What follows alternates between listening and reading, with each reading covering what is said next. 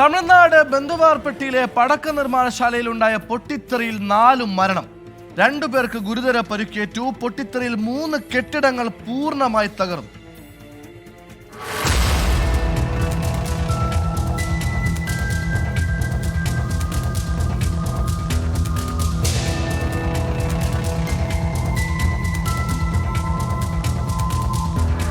വിരുദുനഗർ ജില്ലയിലെ ബന്ധുവാർപെട്ടിയിൽ പ്രവർത്തിക്കുന്ന പടക്ക നിർമ്മാണശാലയിൽ രാവിലെ 8 മണിയോടെയാണ് പൊട്ടിത്തെറി ഉണ്ടായത്.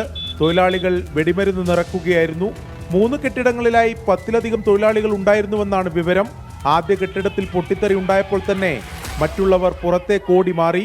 ബന്ധുവാർപെട്ടി സ്വദേശികളായ മാരിസ്വാമി, രാജ്കുമാർ, മോഹൻ, ശെൽവകുമാർ എന്നിവരാണ് മരിച്ചത്.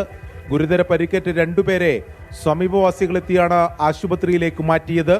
സ്ഫോടനത്തിൽ പടക്ക നിർമ്മാണശാലയുടെ ഭാഗമായ 3 കെട്ടിടങ്ങളും തകർന്നു. സംഭവത്തിൽ പോലീസ് അന്വേഷണം ആരംഭിച്ചു. 24 ചെന്നൈ.